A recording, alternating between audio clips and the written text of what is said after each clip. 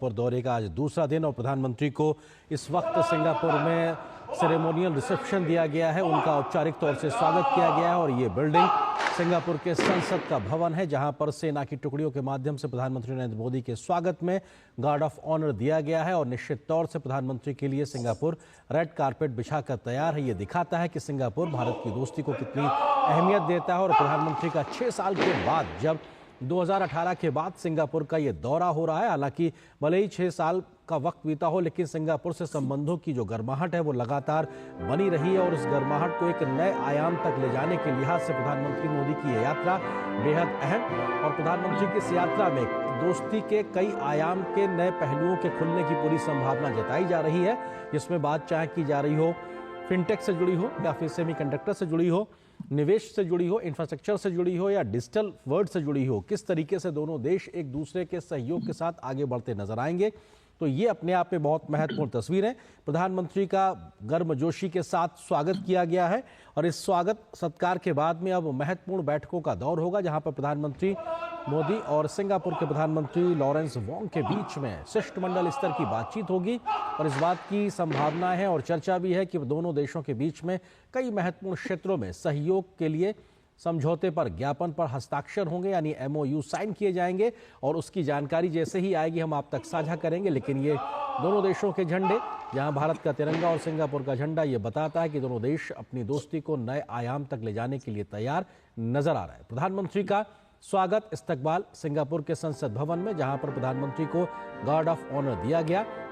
आज प्रधानमंत्री न सिर्फ वहां के प्रधानमंत्री के साथ में शिष्टमंडल स्तर की बातचीत करेंगे, कई समझौतों पर हस्ताक्षर करेंगे। इसके अलावा प्रधानमंत्री की अगर आज के कार्यक्रम के लिहाज से बात की जाए तो प्रधानमंत्री मोदी वहां के राष्ट्रपति से भी मुलाकात करेंगे, बिजनेस लीडर्स से मुलाकात करेंगे, क्योंकि व्यापारिक सहयोग को कैसे आगे बढ़ाया जाए इसके लिए महत्वपूर्ण आधार सरकार भले ही तैयार करती हो, लेकिन जमीन पर व्यापारिक गतिविधियों को आगे बढ़ाने के लिए निजी क्षेत्र की एक बड़ी भूमिका होती है और ये अपने आप में बेहद महत्वपूर्ण है। तो अपने आप में प्रधानमंत्री के आज के सिंगापुर दौरे के दूसरे दिन की शुरुआत हो चुकी है और ये शुरुआत में प्रधानमंत्री को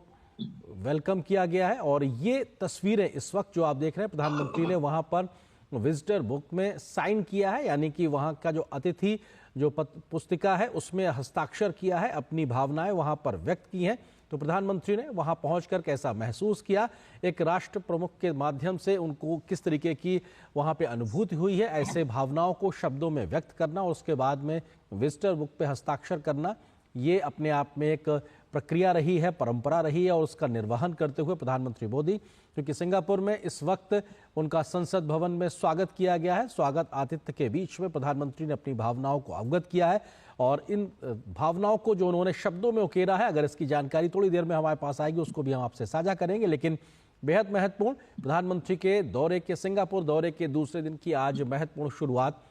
हो चुकी है और प्रधानमंत्री के साथ लगातार